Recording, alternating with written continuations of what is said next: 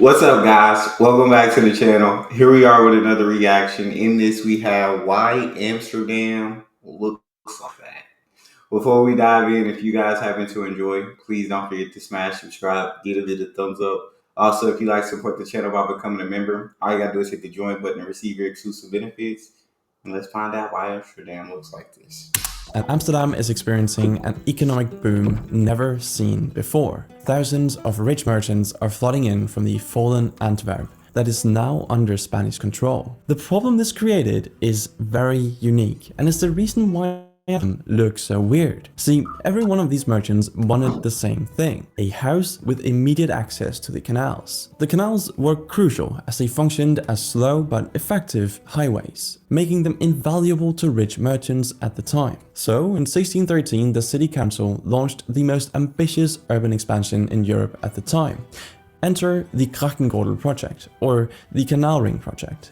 With this project, they wanted to drain the marshland around the old city and dig a concentric system of canals, creating three new canals, the Herengracht, the Keizersgracht, and the Prinsengracht. It seemed crazy at the time, but they did it. This is why when you look at a map of Amsterdam today, you see this weird half circle of canals. Now, the layout of these canals is just one part of the story of why Amsterdam looks so weird. The other part is the houses on them. See, plots were standardized to 5 to 7 meters in width, which is very narrow. The reason was that even with expansion, canal access was still very limited, so the only way to give as many people as possible access to the canals was to make the houses narrow. The problem was that no rich merchant wanted to live in a tiny, narrow house, and there was a limit to how tall they could build as well. So the only solution was to build deeper. While these canal houses are typically around 4.5 to 6.5 meters in width and 12 to 15 meters tall, they are 20 to 30 meters deep. Now, you could get a wider house. Only problem was the city taxed you based on the width of the house. So only the very wealthy did this. A perfect example of this is at the Golden Band. Houses here are 2 to 3 times wider than the rest. Only Amsterdam's elite resided here. But the weirdness of Amsterdam's houses doesn't stop at their dimensions. Due to that is very interesting on the regulations that they had, I'm sure, for them to build in this way, but I feel like the Dutch, when given a problem, always find a solution. Like, oh, we can't build to this height, or we'll figure out some way to innovate and still build the house we want, but within the rules. Narrowness of these houses. The stairs are so tight that bringing large items inside is nearly impossible. That's why if you look up at these houses, you'll often spot a hook or beam sticking out near the roof cable. These hooks were used to hoist furniture and goods up from swinging them in through the windows, since they wouldn't fit up the staircase. This system was practical in the past for lifting trade goods into storage attics, and even today people use these hooks to move couches or mattresses into their attics. But these houses get even weirder. Let me show you. Look at these houses from the side. Do you see it? They lean forward. In Old Amsterdam, it was required by building codes that houses tilt forward just a little bit. This deliberate forward tilt is known in Dutch as op de vluchtboeven, which I hope I pronounced decently okay. It basically means building on the run or angled forward. Until the 19th century, What's the deal with why would you want the building to be angling forward? Can somebody, if he doesn't explain it in the video, can somebody talk to me in the comment section and let me know the reasoning behind that? New house had to lean out over the street by a few degrees. Builders even had rules for exactly how much lean was allowed, and corner buildings had to lean on both sides since they faced two streets. But why on earth would they mandate a forward lean? Well, for practical reasons. It made it way easier to haul up goods on those hooks. Imagine you're hoisting a heavy barrel or a sofa with a rope and hook to the top floor. A building that tilts forward a little bit means your load will hang slightly away from the facade, reducing the risk of smashing into the windows on the way up. It's a clever solution that was very much appreciated in a busy trading hub where were very common.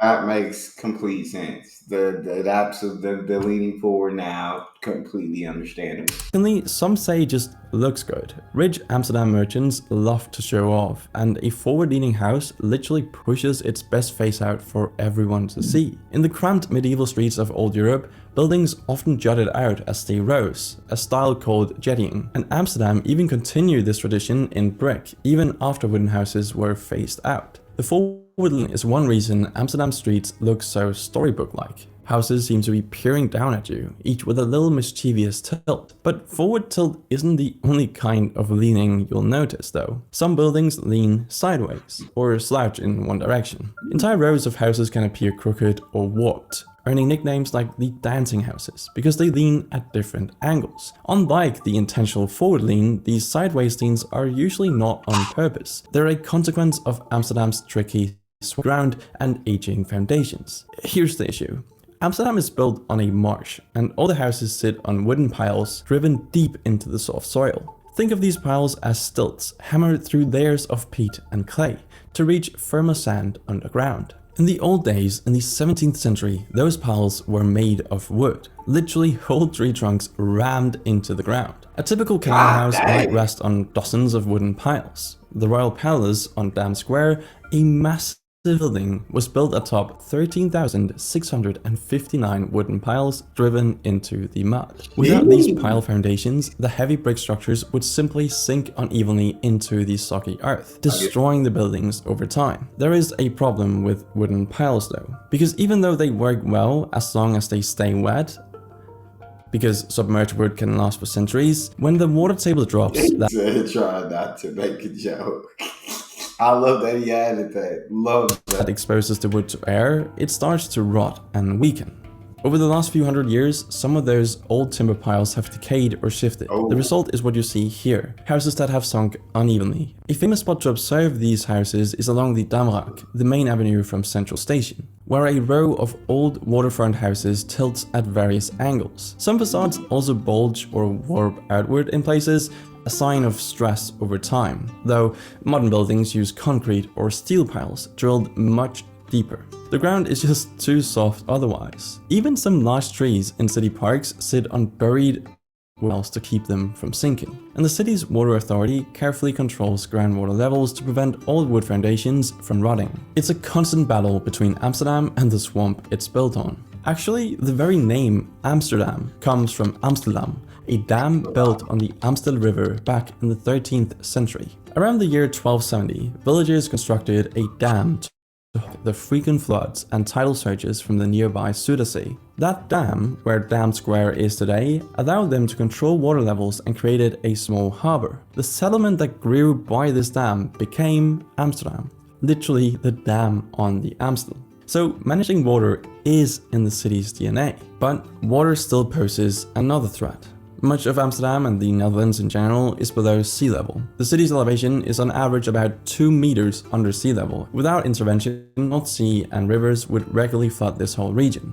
So, to prevent that, the Dutch built an extensive system of dikes, dams, and drainage. Natural sand dunes along the coast are reinforced by high dikes, and there are huge storm surge barriers and sluices to control the sea's incursions. River dikes hold back floodwaters from the Rhine and Ichthyosaur rivers. Amsterdam itself is shielded by dikes and sea locks that keep high tides out of its canals. Inside the city, a web of canals and pumping stations continuously manages the water level. In earlier times, windmills were used to pump water out. Today, electric pumps do that job. The canals are actually engineered to function as a drainage system. They channel excess rainwater away and maintain a stable groundwater level to protect those precious wooden foundations. So, Amsterdam looks weird because it's basically defying nature. And by the way, the tallest structures you'll see in the central city are church spires and maybe a 17th century clock tower or two. This flat skyline is quite distinctive in fact, and there are a couple of reasons for the absence of tall buildings. One is historical and practical. As we discussed, the soft soil and reliance on wooden pile foundations made building very tall quite difficult in earlier times. The engineering simply wasn't there to support heavy, tall masonry structures on swampy ground. Additionally, Amsterdam's booming period was in the late 1600s, when architectural taste favored ornate but relatively low-rise buildings. That's why most canal houses are 4 to 5 stories. By the time steel frame skyscrapers became possible in the 20th century, Amsterdam's entire central area was already built up and cherished for its historic value. Which leads to the second reason: heritage preservation and zoning laws. This doesn't That's crazy. It's pretty cool, like hearing about all of the reasons that houses were built the way, whether it had been rules. Uh, Houses are the way they are in the Netherlands, where it had been building rules, where they found a solution around certain rules. Whether now the wood that they had put under started to erode, and now houses are leaning at different angles. That hook in the front, to me, is pretty cool. It's just because I feel like after watching the Netherlands for so long, they're just, if not the most innovative people on earth, some of the most innovative people on earth, in how they come up with solutions to certain problems. And I feel like they lead the world in a lot of things. So let's finish this off, and then we'll talk more. mean Amsterdam has zero modern high-rises, they're just kept to certain areas outside the historic core. But that's why Amsterdam looks so weird. Okay guys, thank you so much for watching. Just one last thing, I made this map of Amsterdam for this video that is now available on the Map Studio store, which is my new store. If you would like to get this map, you can actually get a 20% discount right now on both the poster and the frame. So click the link in the description and use the code OBF at checkout and you will get your 20% discount. The best way to support the channel. And by buying these posters, every single cent that I make from these posters will be put back into these videos to make them better, higher quality, and more of them. So yeah, thank you so much for watching, and I'll see you in the next one. That's all we got. I thoroughly hope y'all enjoyed that. If so, please don't forget to smash subscribe, give the video a thumbs up, and I will see y'all on the next one. Also, tell me what you think about the video in the comment section.